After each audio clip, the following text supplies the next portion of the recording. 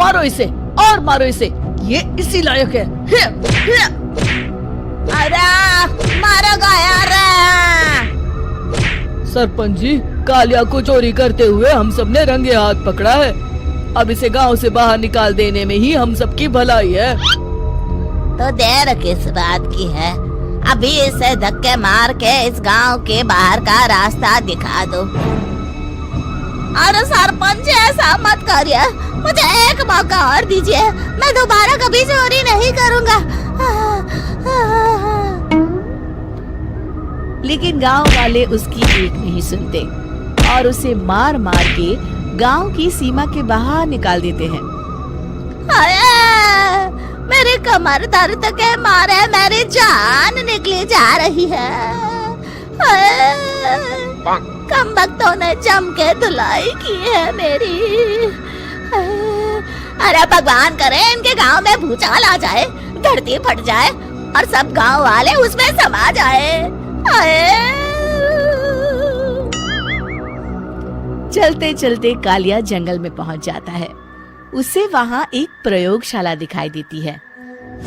अरे इस जंगल में ये अजीब सा दिखने वाला घर किसने बनाया है, चल कर देखना पड़ेगा। कालिया प्रयोगशाला के पास चला जाता है। दो वैज्ञानिक प्रयोगशाला में बातें कर रहे होते हैं। बधाई हो डॉक्टर चमन, आखिरकार हम दोनों ने मिलकर एक ऐसी घड़ी का आविष्कार कर लिया है जिसे पहनकर कोई भी इंसान गायब हो सकता है। हाँ हाँ, तुमने बिल्कुल सही कहा डॉक्टर जर्माटो।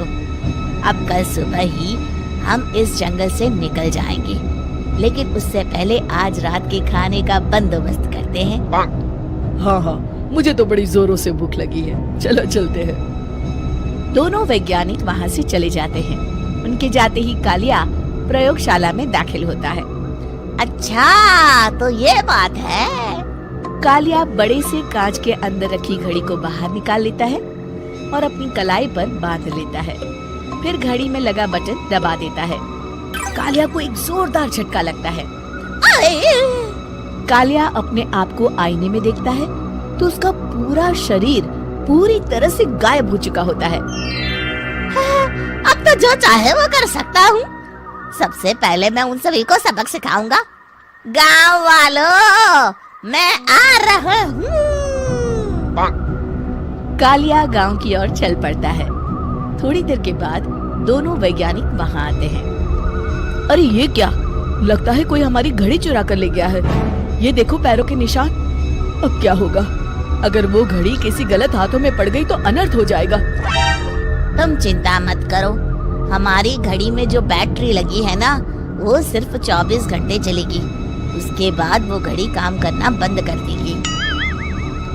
उधर दूसरी तरफ गांव में सरपंच अपने घर में सो रहा होता है। तभी एक आहट से उसकी नींद खुल जाती है।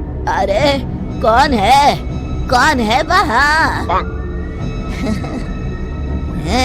बड़े मजे से सो रहा है, आज मैं तुझे नहीं छोड़ूंगा। कालिया पास में पड़ा डंडा उठाकर सरपंच की पिटाई शुरू कर देता है। ये ले और ये ले, इसी लायक है। ले। आप मर गए। अरे ये क्या हो रहा है? अरे कोई बचाओ मुझे, मेरे घर में भूत आ गया है। सही कहा, मैं भूत ही तो हूँ। ये ले। अरे भूत जी, मैंने आपका क्या बिगाड़ा है, मुझे छोड़ दीजिए। आपको क्या चाहिए? तेरे घर में जितना भी पैसा है ना, मुझे ला कर दे दे, तब मैं तुझे छोड़ दूंगा और यहाँ से चला जाऊंगा। सरपंच अपनी तिजोरी से पैसे निकालकर एक बड़े कपड़े में बांधकर जमीन पर रख देता है और कालिया वो सारा पैसा लेकर वहाँ से चला जाता है। दूसरी तरफ जमींदार गांव के चौराहे पर खड़ा कुछ लोगों से बात कर रहा होता है। इस कमीने जमींदार ने भी मुझे बहुत पीटा था, इससे भी बदला लेना तो बनता है। जमींदार अचानक अपने आप को चांटे मारने लगता है। अरे भाई ये क्या हो रहा है? जमींदार साहब, अब ठीक तो है ना? अरे मुझे नहीं पता भाई।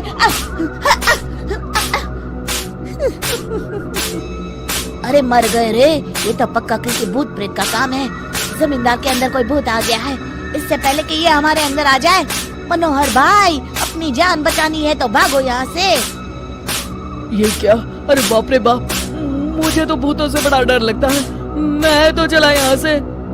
अगली सुबह इस घटना से पूरे गांव में दहशत फैल जाती है। सभी गांव वाले आपस में बात करने लगते हैं। अरे भाई, पता नहीं कहाँ से हमारे गांव में एक भूत आ गया है। उसने कल रात को सरपंच और जमींदार की खूब पिटाई की और उनके सारे पैसे भी लेकर चला गया। हाँ भाई हाँ, ये भूत तो मुझे बड़ा अजीब लगता है। मेरी समझ में नहीं आता कि भूत उन पैसों का करेगा क्या। अरे तेल में पकोड़े बना के तलेगा। बेवकूफ, इस बात की चिंता करके कहीं वो भूत हमारे घर में ना आ जाए। तुम बिल्कुल सही कह रहे हो आर्या, मैं भी इसी बात से घबरा रहा हूँ। अच्छा, अब मैं अपने घर जा रहा हूँ। तुम सब भी अपने अपने घर चले जाओ। उस भूत का कोई भरोसा नहीं है। हाँ। तीनों वहाँ से चले जाते हैं। दूसरी तरफ कालिया सारे पैसों को एक खंडर में छुपा देता है। इतने सारे रुपए तो मैंने अपनी पूरी जिंदगी में एक साथ कभी नहीं देखे। इस तरह कुछ दिनों में मैं अमीर बन जाऊंगा। आज मैं उस मोटे बप्पन को अपना शिकार बनाऊंगा। सुना है दहेज में बहुत सारे पैसे और गहने मिले हैं उसे। रात होते ही कालिया बब्बन के घर में घुस जाता है। हाँ, मिल गई तिजोरी। अब जल्दी से इसे खोलकर सारे पैसे निकाल लेता हूँ। अरे खुल जा, खुल जा। खुल गई।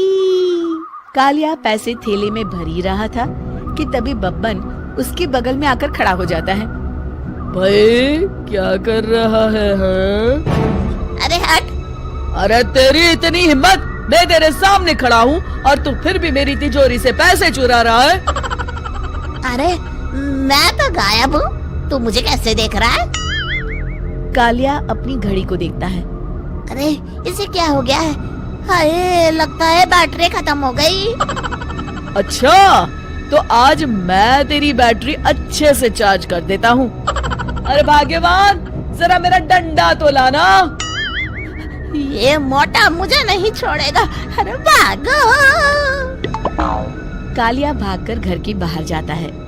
बाहर सभी गांव वाले हाथ में डंडा लिए खड़े होते हैं। अच्छा, तो तू वो भूत है? मुझे माफ कर दीजिए सरपंच जी, मैं आपके और जमींदार जी के सारे पैसे लौटा दूंगा और आज ही हमेशा के लिए ये गांव छोड़कर चला जाऊंगा। शिक्षा, बुराई ज्यादा दिन की मेहमान नहीं होती, एक दिन उसका अंत हो ही जाता है।